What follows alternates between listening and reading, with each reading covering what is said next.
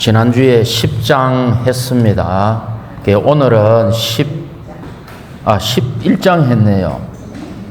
11장까지 했고 12장 할 차례인데 계보에 대해서 한번 정리를 하고 넘어가겠습니다. 상당히 중요합니다.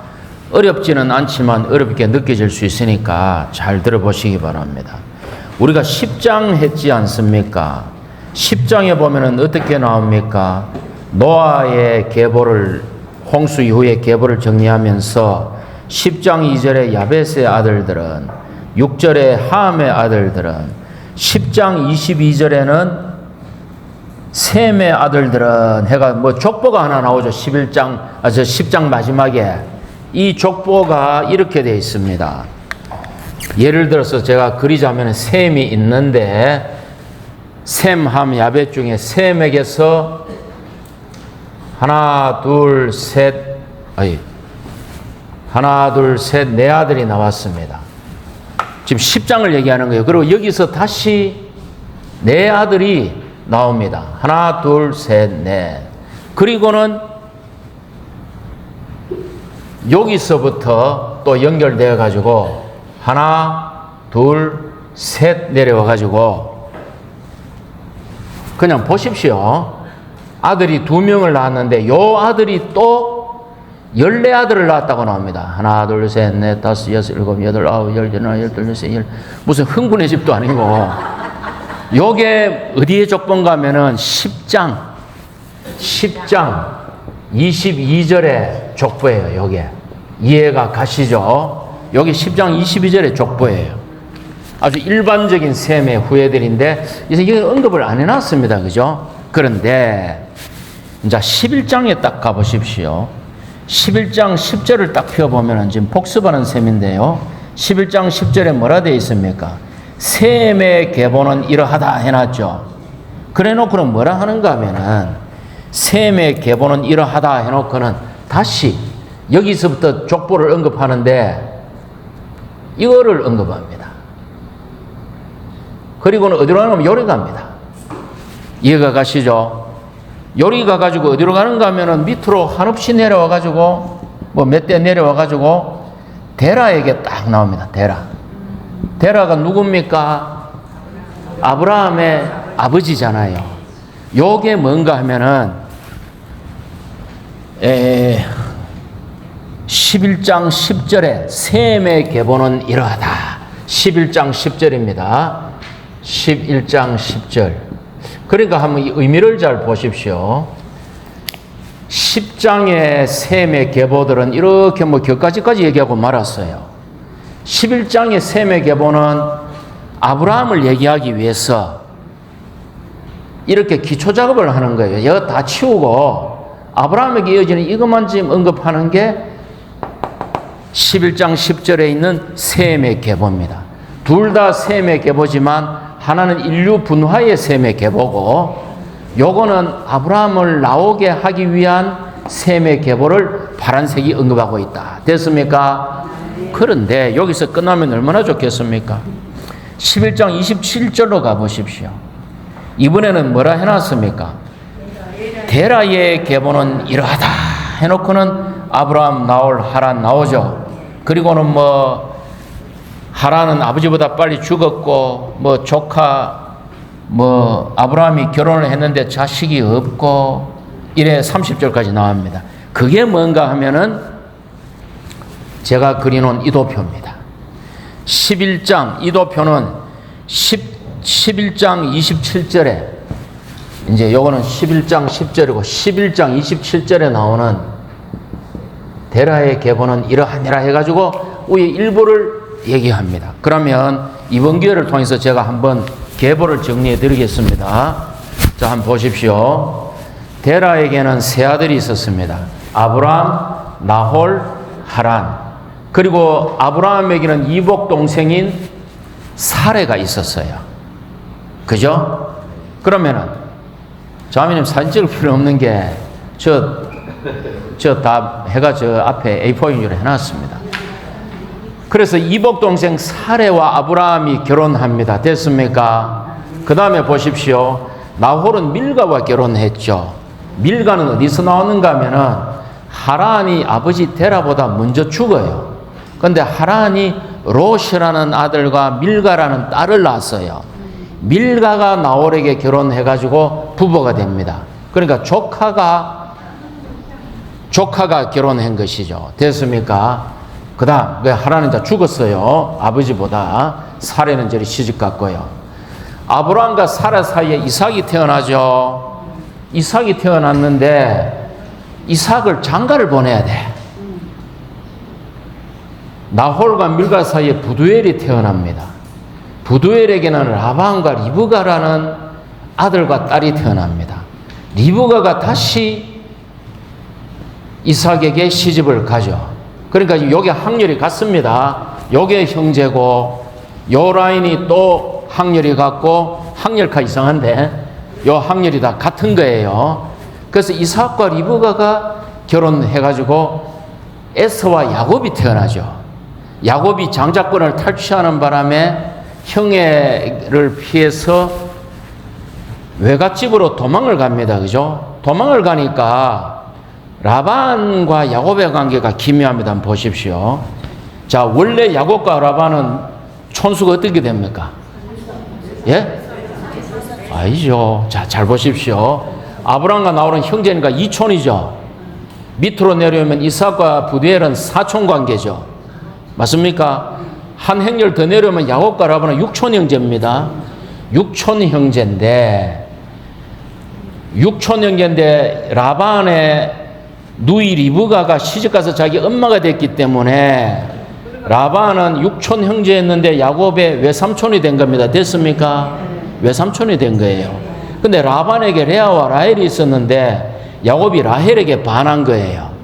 그래서 주님의 주권으로 레아, 라헬 그 몸종인 실바, 빌하 해가지고 12아들을 12족장을 놓죠. 그러니까 이번에는 라반이 야곱에게 뭐가 됐다? 딸들이 시집가서 장인어른이 된 거야. 자, 뭡니까? 라반은 야곱과의 관계에서 자꾸 높아지죠. 육촌 형제가 외삼촌이 되고 장인이 되고 라반은 자꾸 높아지면서 라반을 변화시킵니다. 그죠? 근데 결국 변화된 제가 라반 그렇습니까? 예. 아시는가 집중하는가 일부러 한번 그래 봤습니다. 그래서 야곱은 자꾸 낮추어지는데 변화되는 사람은 누굽니까?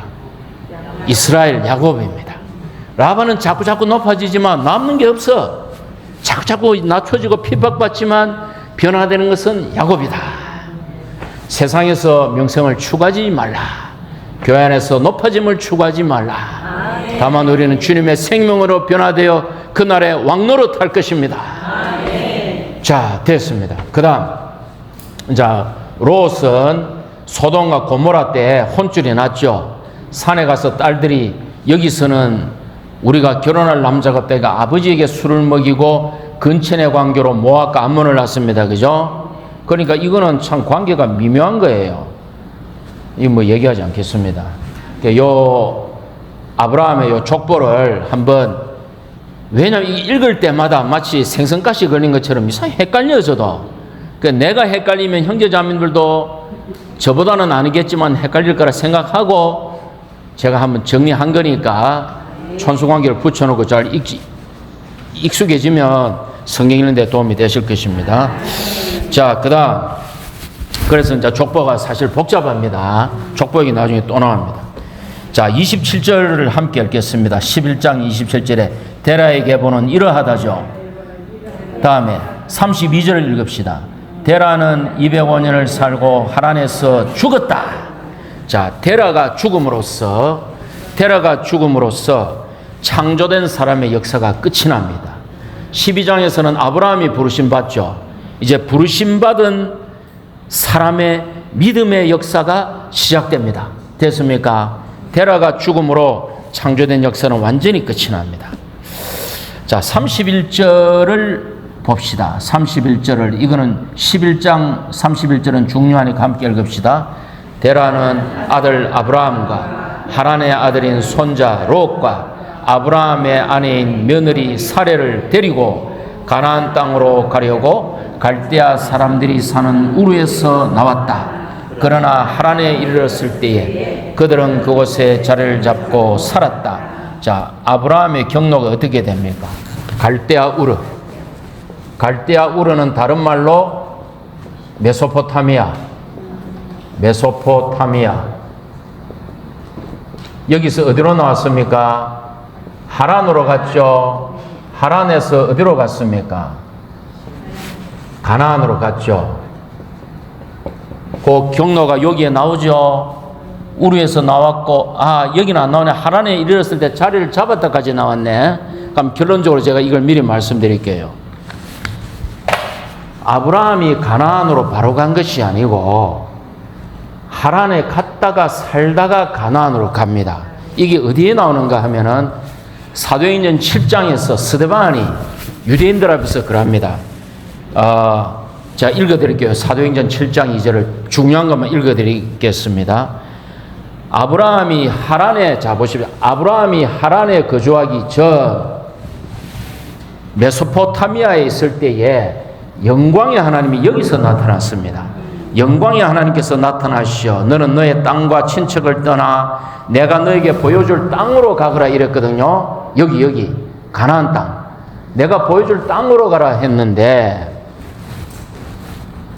그래서 아브라함이 갈대아 사람의 땅을 떠나 하란에 갔어.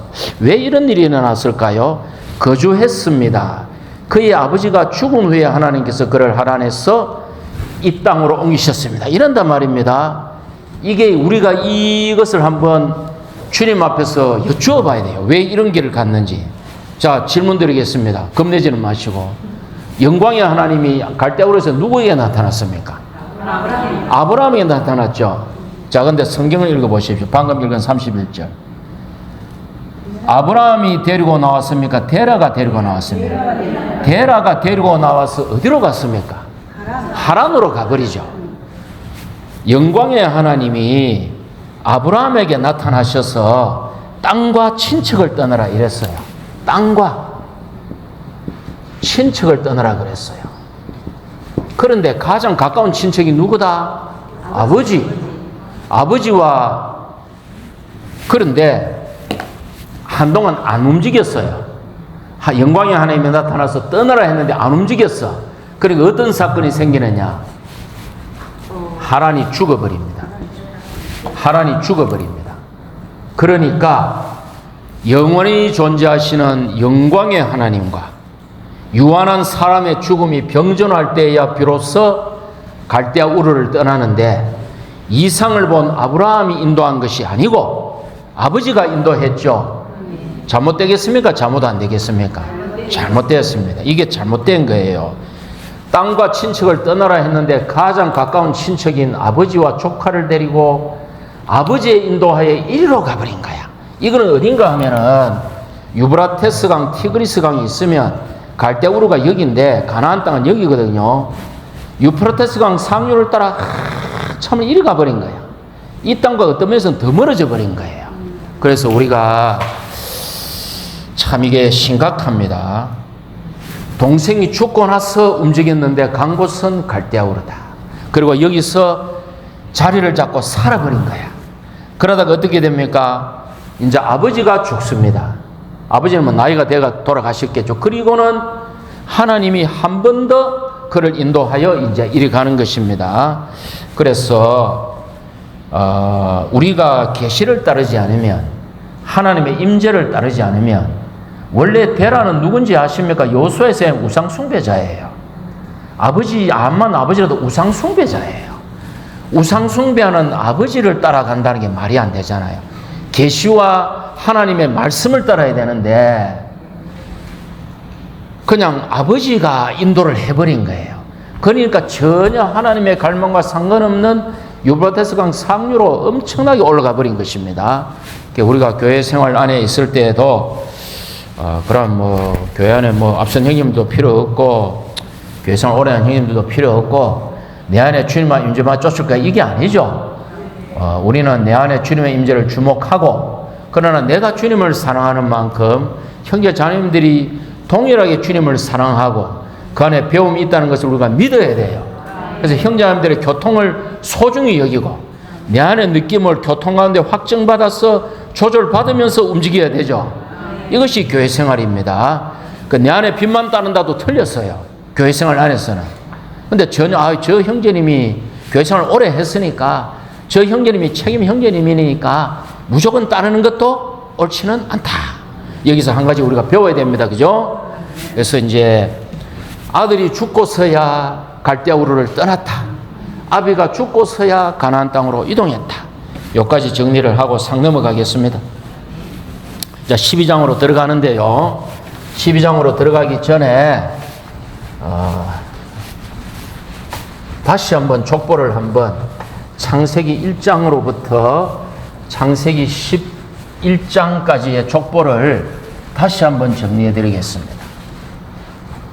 왜 족보가 중요할까요? 왜 족보가 중요합니까? 그리스도가 태어나기 위해서. 그리스도가 태어나기 위해서. 자, 창세기 4장에는 어떤 족보가 나오는가 하면은, 지금 창세기 4장에는 어떤 족보가 나오는가 하면은, 가인의 족보가 나옵니다. 가인의 계보. 가인의 계보는 어떻게 됐습니까? 쭉 이어지다가 홍수를 통과했나요? 통과 못했나요? 통과 못했죠. 여기서 다 죽어버렸습니다. 가인의 족보는 끝이 났어요. 그러나 영적으로는 어디 가야 끝이 납니까? 불못에 가야 끝이 납니다. 왜? 지금 가인의 족보들이 다 이 땅에 살고 있잖아요. 영적으로 주님을 부인하고 죄를 탐하고.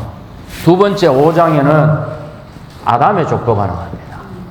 5장에는 아담의 족보가 나오는데, 사실은 아담의 합당한 계보, 아담의 합당한 계보는 누굴까요?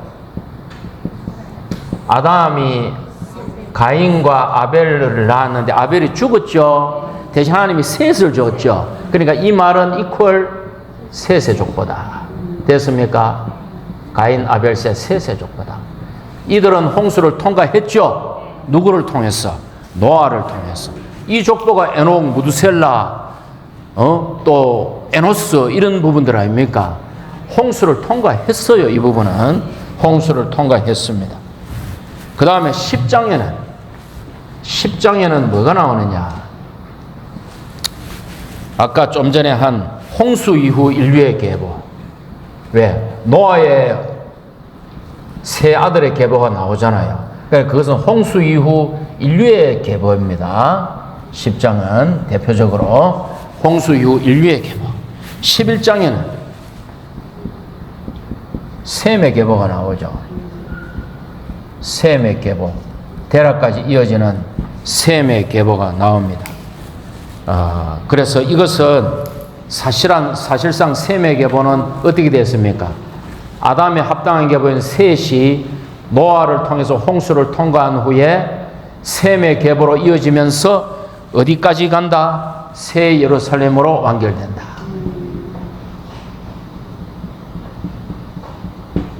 그 다음에 이제 11장에는 또 데라의 계보가 있습니다. 그죠? 11장에 데라의 계보. 데라의 계보. 데라의 계보는 뭐 당연히 뭡니까?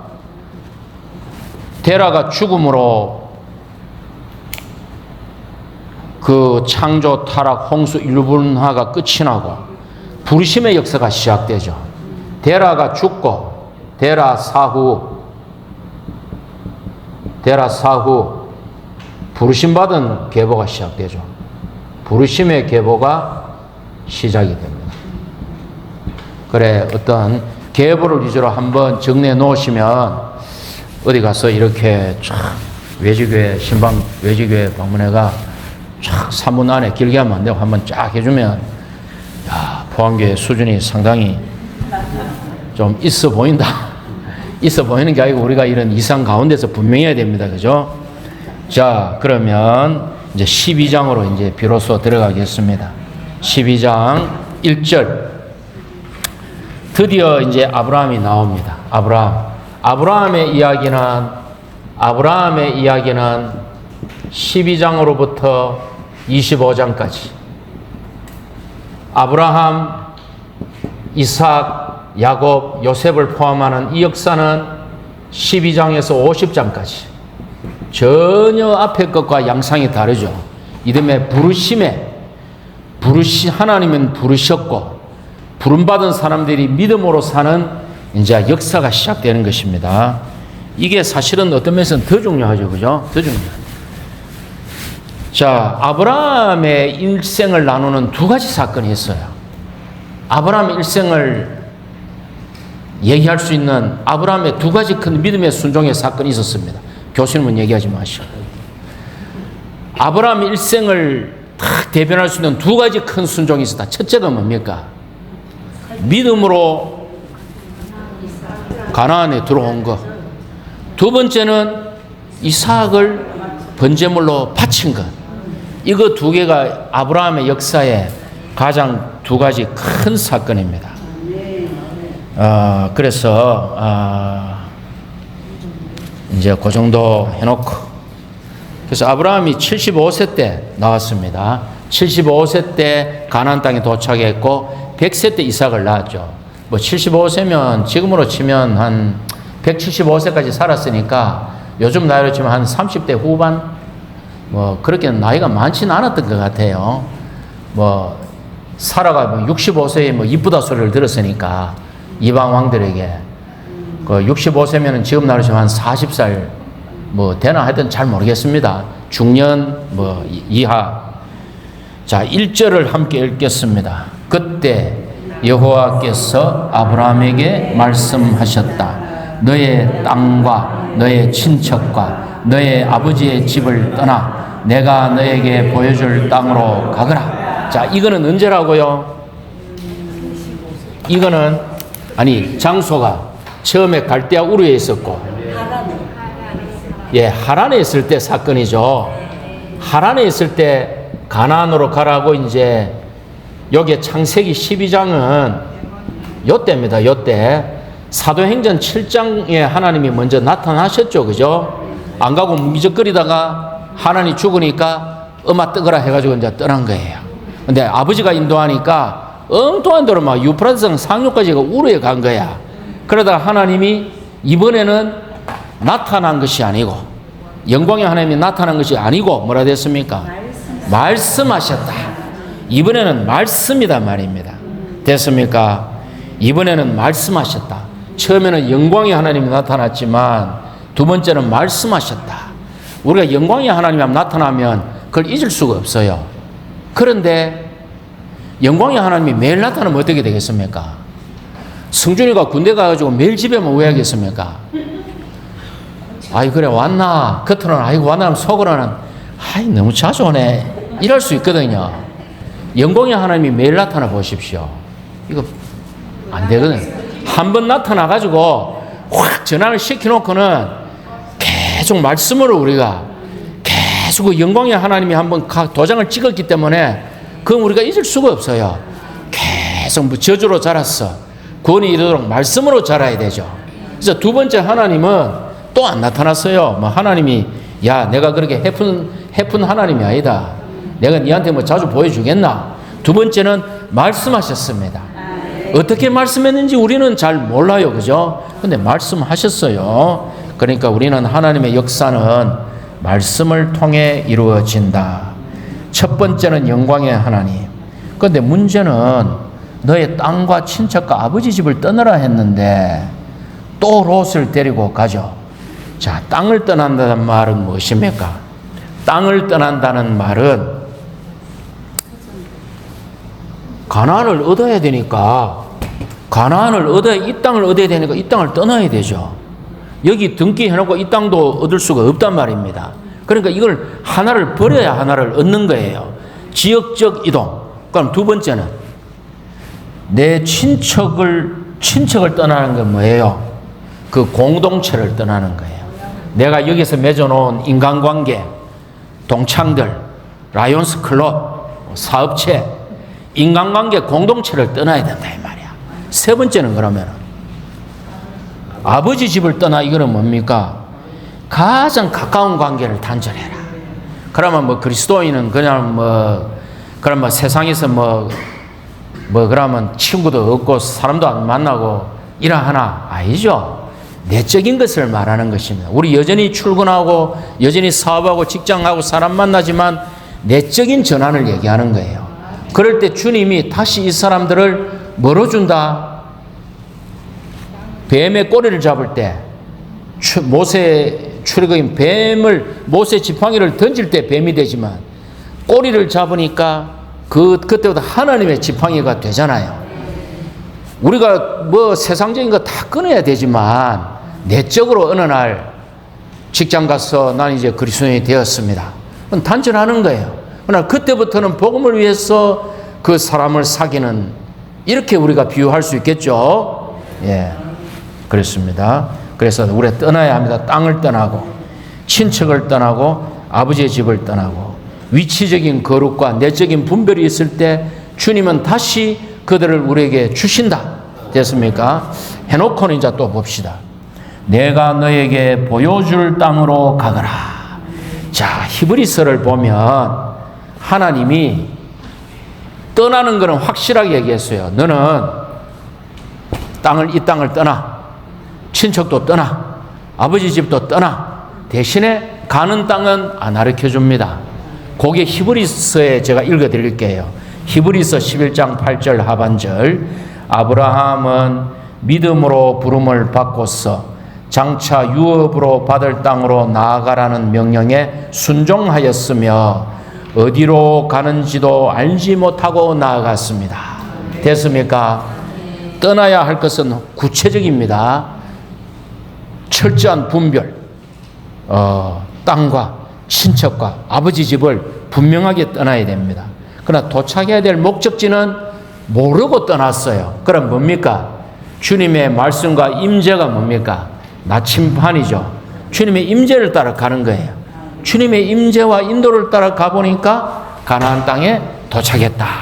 그러니까 우리가 오늘날 참 우리가 앞일을 다 알면 얼마나 좋겠습니까?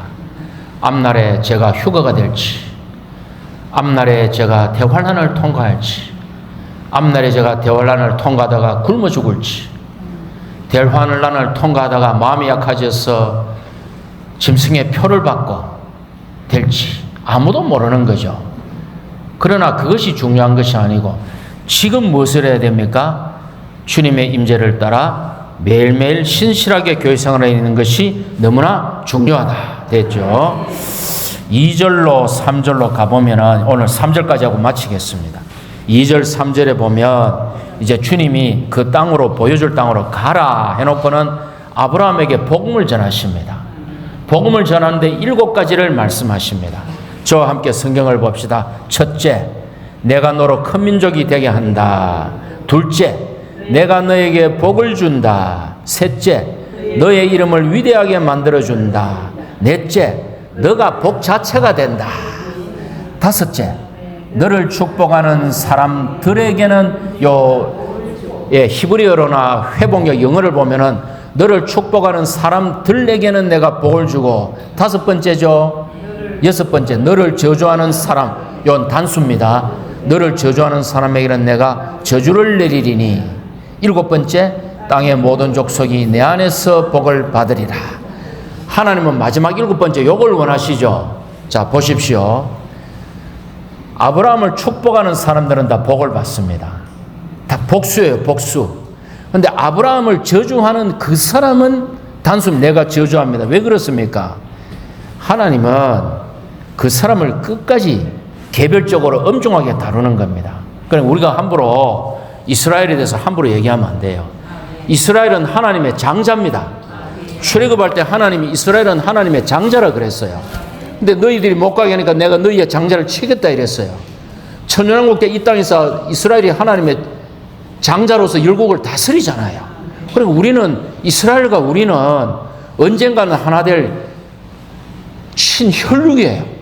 아브라함의 자손 혈육이에요. 우리가 이스라엘을 위해서 기도해야 되지. 뭐 이상한 유튜브 같은 거 보고 뭐 어쩌고 저쩌고 이스라엘이 이런 얘기 하지 마시고 그냥 축복하십시오. 이스라엘을 축복하면 그 사람은 어떻게 됩니까? 그 사람은 복을 받습니다. 그죠? 그러니까 우리가 이스라엘은 축복하고 이스라엘을 위해 중보기도를 해줘야 됩니다. 예.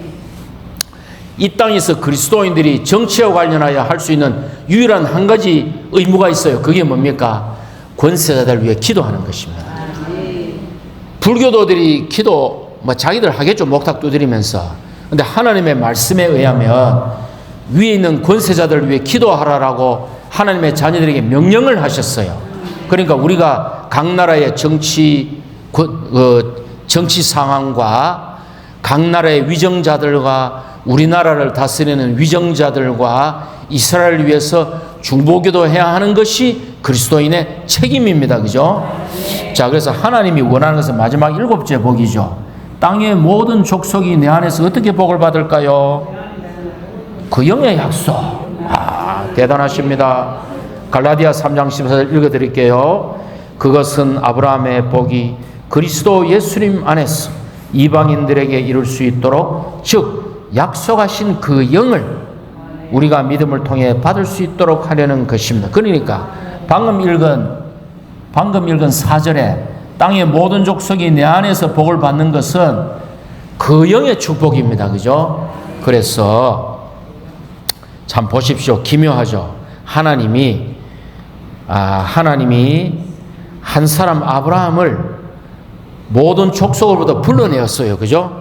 그리고 아브라함을 통해서 쭉 내려 그리스도가 태어나시고 성육신된 하나님이신 그리스도가 죽고 부활하여 그 영이 되실 때 다시 이 복이 어디로 돌아간다? 말씀대로 하면은 땅의 모든 족속에게로 돌아가죠. 그래 하나님이 아브라함을 불러내 가지고 한 사람을 분별해 내 가지고 이 아브라함의 복이 그리스도를 통하여 그 영이 되심으로 다시 열국에게로 돌아가는 거예요. 그래서 하나님은 이 방식으로 온 땅을 얻기를 원하시는 것입니다. 그죠? 그래서 오늘 4장까지 하고 아브라함이 처음에 갈대아 우르에서 나올 때 아버지가 인도하여 롯을 데리고 나왔죠. 조카 롯을. 이때 분명히 너희 땅과 친척을 떠나라 했거든요. 하란에서도 너의 땅과 친척을 떠나라 했거든요. 근데 롯을 또 달고 나왔죠. 결국 롯이 어떻게 됩니까? 모압, 암몬, 어려움이 되잖아요. 그러니까 우리가 한 가지 공과를 철저하게 못 배우면, 내가 한 가지 공과를 배워야 될 때 철저히, 저에게 하는 말이에요. 한 가지 공과를 철저하게 못 배우면 반드시 그것은 후유증이 되어 그 다음에 또 나타납니다. 그때 배우려면 더 자존심 상하고 더 힘들어요. 그러니까 우리가 한 가지 공과를 소홀히 한 결과 계속 후유증이 나오는 것입니다. 그래서 우리가 참 어렵습니다.